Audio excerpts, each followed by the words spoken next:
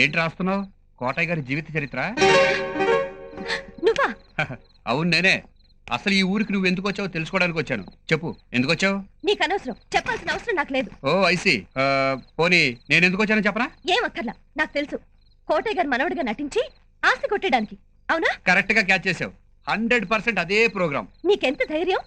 ఇప్పటికిప్పుడు సోమయాజులు గారిని పిలిచి నువ్వు కోటయ్య గారి మనవడి కావు, చిల్లర దొంగని చెప్తే నీ గతే అవుతుందో తెలుసా? సరదాగా పిలిచుడు ఏమవుతుందో చూద్దాం. పిల్లడువా? నువ్వు పిలుస్తావా, నన్ను పిలమంటావా? సోమయాజులు గారు, సోమయాజులు గారు వచ్చేస్తున్నాడు. నీకేమైనా మెంటలా? మన ఇద్దరిని ఆయన చూస్తే ఏమవుద్ది? చాలా బ్యాడ్ అవుద్ది. ప్లీజ్ నీకు దండం పెడతాను, వెళ్ళిపో. మళ్ళీ వచ్చేస్తున్నాడు. పోనీ మంచం కింద దాక్కో. దాక్కోవడాలు దోచుకోవడాలు మనకు అలవట్లేదే. నా కోసం ప్లీజ్. తప్పదంటావా? తప్పదు. సరే, ఏం చేస్తాం? నువ్వు చెప్పింది తప్పుందా? త్వరగా, ఆయన వచ్చేస్తున్నారు. అంత కంగారు ఎందుకు నీకు? మాట్లాడకు.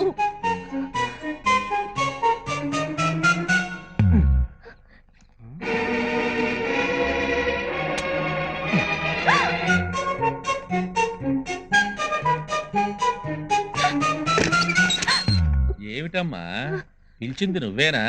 ఏదో మగవాడి గొంతులా వినిపించిందే. అబ్బే నేనేనండి, నేనే. దేనికమ్మా కంగారు? ఏమైంది? ఏం లేదండి. ఏదో ఉంది, దాస్తున్నావు. చెప్పమ్మా. మొహమాటం దేనికి? నిద్ర రావడం లేదా? భయం వేస్తుందా?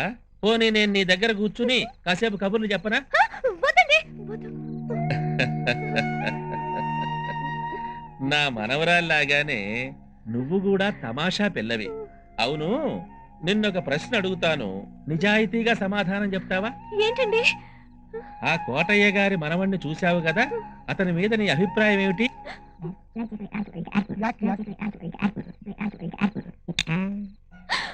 అతను మంచి వాళ్ళనే ఉన్నాడండి. ఆహా, తేలాల్సింది అతను మంచివాడా చెడ్డవాడా అనేది కాదు, అసలు అతను కోటయ్య గారి మనవడా కాదా అన్నది. సర్లే, బాగా పొద్దుపోయింది, నిద్రపో. నేను వెళ్తాను, తలుపేసుకోమ్మా.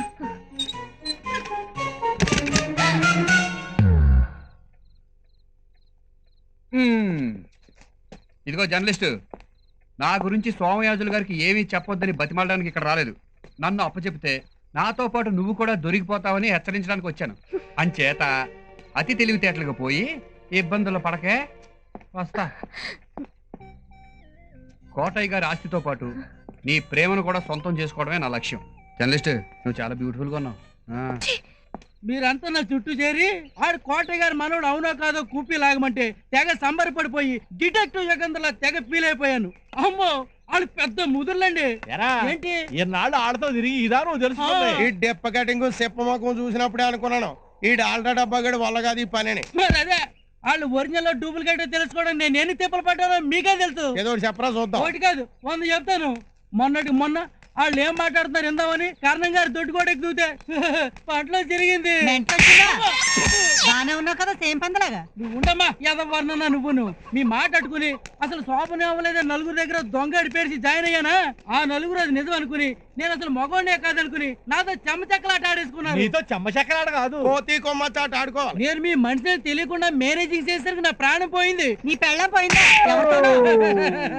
ఎందుకు ఇలా డైలాగ్ ట్రావెల్ ఇచ్చేస్తున్నా? నాకు ముందు నుంచి వాళ్ళ మీద అనుమానంగానే ఉంది. వాడు కోటయ్య గారికి గాలం వేసాడు, రెండో వాడు కోటయ్య గారి మామిడి తోటకి లంగరేసాడు, మూడో వాడు మొత్తం ఆస్తిగా ఎసరెట్టాడు. వాళ్ళ సంగతి ఏందో చూడరా ఎదవా అంటే ఈ అరిగిపోయిన సబ్బు పిల్లగాడు వాళ్ళ ముందు గింగిరాలు కొడుతున్నాడు. అదిగో అదే వద్దనేది. మీరు మరీ నన్ను పేడలో పురుగులా చూస్తున్నారండి. మీకేం కావాలి?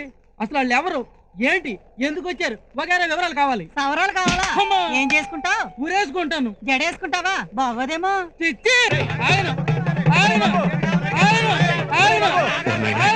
దగ్గరికి వచ్చేస్తాను.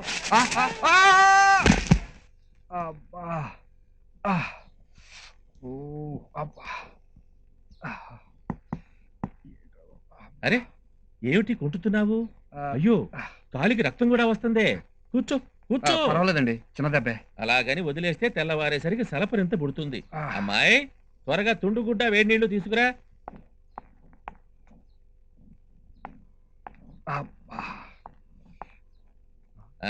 తెచ్చావా? నువ్వు ఆ వేడి నీళ్లతో గాయం శుభ్రం చెయ్యి, నేను చూర్ణం తయారు చేస్తాను.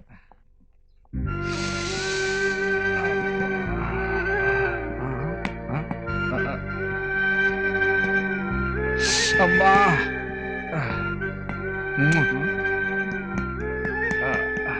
ఏమిటమ్మా అలా చూస్తూ నిలబడ్డావు? నీకు అభ్యంతరం అయితే నేనే కడిగేస్తాను. మీ మనవరాలి ఫ్రెండ్ అలా అనుకునే మనిషి కాదండి. ఆ, ఆ. ఆ, ఏమిట్రా భూతలింగం?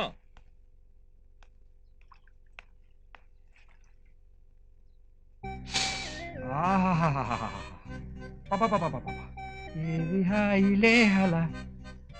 నీ చేతి స్పర్శ ఇంత హాయిగా ఉంటుందని తెలిస్తే 2 కాళ్ళు విరగొట్టుకునేవాడు కదా. అంత కష్టం నీకెందుకు?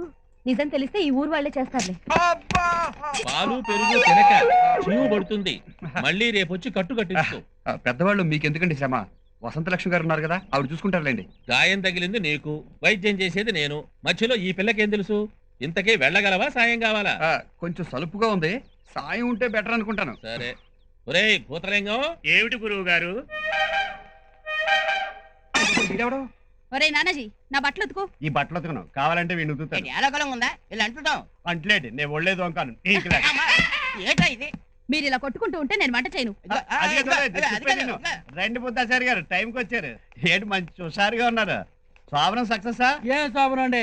అత్తమాను శోభనం అన్నాను, ఏదో లేబర్ రాసేసిందండి. ఎవరు మీ వైఫా? మీరు మంచి లైనింగ్ లో మాట్లాడుతున్నారు. లైనింగ్ కాదు రైమింగ్. ఈ నైట్ కి నువ్వు నా చేతిలో కిల్లింగ్.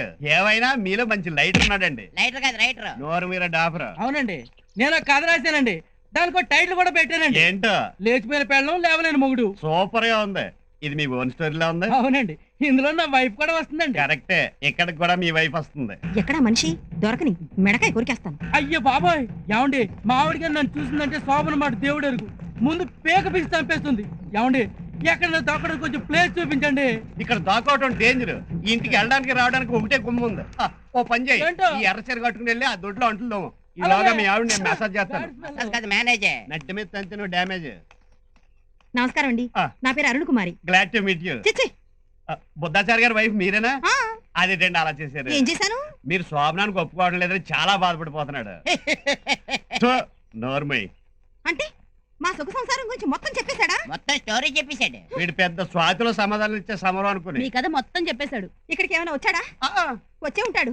ఎక్కడ వాడు? అయ్యో. ఎక్కడ? ఇదేమిటి అత్త మా ఆయన చీర కట్టుకుని తోముతున్నట్టుంది. చెప్పేనా? తోమేస్తా నా బట్టలన్నీ ఉతికేస్తా నేను స్నానం చేసినప్పుడు రుద్దేస్తా. మా పని మనిషి అండి, పాపం మొగుడు మర్డర్ చేసి జైలుకి వెళ్ళాడు. పాచి పని చేసి బతుకుతుంది. తప్ప ఒకసారి మొహం చూస్తాను. మొగుడు జైలు నుంచి వచ్చేదాకా ఎవరి మొఖం చూడని వీడి మీద ఒట్టేసుకున్నా. యా. ఎందుకు? వీడితో చిన్న కనెక్షన్ అండి. ఏమండి మీ వెయిట్ ఎంత? 50 కిలోలు. హెడ్ వెయిట్ కాదండి, బాడీ వెయిట్. అంటే మీ హెడ్ వెయిట్ 50 కేజీలు ఉంటుందని మీ ఆయనే చెప్పాడు. చెప్తాడు. ఉండండి, ఈ కర్రతో వాడి కాళ్ళు చేతులు విరక్కొట్టేస్తాను. లగించే. రేయ్, ఆ మనిషి ఎవర్రా? బుద్ధాచారి గారు పెళ్ళం. ఈ మనిషి బుద్ధాచారి గారు ఏదో ఇక్కడికి ఎందుకు వచ్చాడు? పెళ్ళానికి భయపడి దాకానికి వస్తే అంట్లు దోవించేశాం. బట్టలు ఉతికించాం. తెగడిపించాం. రేయ్, వీడు వెంకన్న గౌరరాజు గారు ఏర్పాటు చేసిన డిటెక్టివ్. మన విషయాలు తెలుసుకోవడానికి ఎదవ యాక్టింగ్లు చేస్తున్నాడు. వీడు ఎప్పుడు చేతి చిక్కిన వదిలిపెట్టద్దు, ఉతికి ఆరేయండి.